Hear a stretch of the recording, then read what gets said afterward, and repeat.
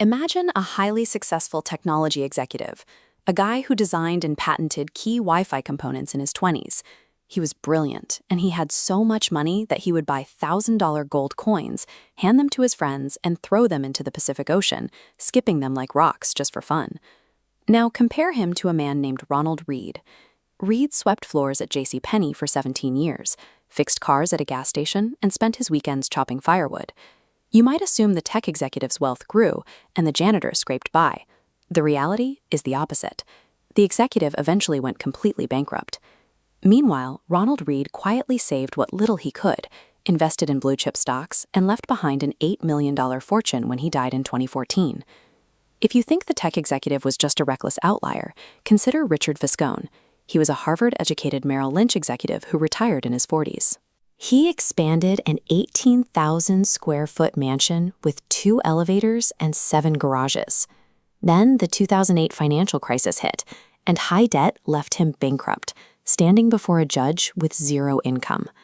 You will never hear a story about a rural janitor stepping into an operating room and performing a heart transplant, better than a Harvard-trained surgeon. You won't see an amateur off the street design a skyscraper superior to an experienced architect. That dynamic simply does not exist in any other professional field, but it happens in investing. That's because doing well with money has very little to do with how smart you are or how well you can build a spreadsheet. Finance is not a hard science governed by physical laws. It is a soft skill, dictated entirely by human emotion and behavior. We tend to judge other people's financial decisions harshly. But identical intelligence will yield vastly different choices because we anchor our worldview to our own specific generational experiences. This chart maps out the stock market during the formative years of 2 different generations. Born in 1970, your 20s coincided with a steep 10-fold upward curve. But born in 1950, you experienced a completely flat, stagnant market during those exact same years. We see the same distortion with inflation. This graph illustrates pricing realities for teenagers in the 60s compared to the 90s. The 60s generation lived through a massive spike in prices, while the 90s generation lived on a nearly flat line. Take the lowest-income households in the U.S. who spend hundreds of dollars a year on lottery tickets while struggling to build an emergency fund. To a wealthy spreadsheet analyst, that looks mathematically absurd. But for someone living paycheck to paycheck, a lotto ticket is the only affordable way to purchase the tangible dream of a better life. Nobody is actually crazy. Every financial decision a person makes checks the specific boxes they need checked in that moment. They are acting entirely logically based on their tiny, microscopic sliver of life experience. In 1968, there were roughly 303 million high school-age people in the world. About 300 of them attended Lakeside School in Seattle. Lakeside was one of the only high schools globally that had the cash and foresight to lease an advanced computer. Bill Gates happened to be one of those 300 students. He was brilliant and hardworking, but he also had a literal 1 in a million head start. Gates had a best friend at Lakeside named Kent Evans. Gates recalls that Kent shared his exact level of business drive, ambition, and computer skill. They schemed about being CEOs together, but Kent never graduated. He died in a mountaineering accident, a tragedy with odds of roughly 1 in a million. Gates experienced extreme luck, and Evans experienced extreme risk. We routinely ignore these unseen variables. We study extreme outliers, the billionaires and tycoons dominating the glossy magazine covers, and try to extract repeatable formulas, completely failing to account for the reality of survivorship bias. Look at Cornelius Vanderbilt. He flagrantly broke the law to build his railroad empire. Because he succeeded, history remembers his defiance as the trait of a scrappy, visionary genius. But if court orders had successfully crushed his young company, that exact same behavior would be studied as the reckless flaw of a failed criminal. Luck and risk are identical forces working in opposite directions.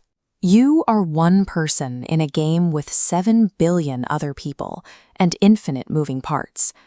The accidental impact of actions outside your control will often dictate the outcome, meaning financial success is rarely as good or bad as it seems. Rajat Gupta was orphaned as a teenager in the slums of Kolkata. By his mid-40s, he was CEO of McKinsey and worth $100 million. He had prestige and total freedom.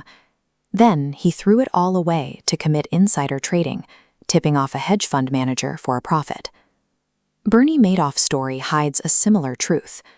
Long before his infamous Ponzi scheme was uncovered, Madoff was running a legitimate, highly profitable market-making business that was legally earning tens of millions of dollars a year. Why would individuals who already possess hundreds of millions of dollars, unimaginable power, and total freedom risk prison to acquire a few extra dollars? They lacked a sense of enough. The ultimate financial threat is social comparison. If your expectations and your envy continually rise faster than your wealth, one step forward pushes the goalpost 2 steps ahead. You force yourself to take increasingly fatal risks, simply to chase a ceiling you can never actually hit. It is incredibly easy to feel frustrated by your own financial choices, but there is a very practical reason humanity collectively struggles to make the right decisions with capital. We are winging it. The modern foundation of money decisions is practically an infant. The 401k did not exist until 1978. The Roth IRA was born in 1998. The primary vehicles we use to build personal wealth are barely a single generation old. This chart plots the labor force participation rate for men over 65. Through the 1940s, it sits high, over 50%. You worked until you died. But into the 1990s, you see a rapid drop to under 20%. In just a few decades, society rapidly shifted to a brand new expectation that everyone deserves and must self-fund a dignified retirement. So you do not need to feel guilty for lacking a perfect financial strategy, and you certainly do not need to emulate the exact investment moves of the ultra-wealthy, whose extreme outcomes are heavily tangled up in unrepeatable luck. True financial mastery doesn't require a genius-level intellect or a flawless spreadsheet. To win the game of money, you simply need the behavioral discipline to stop the goalpost from moving. You just have to define your enough.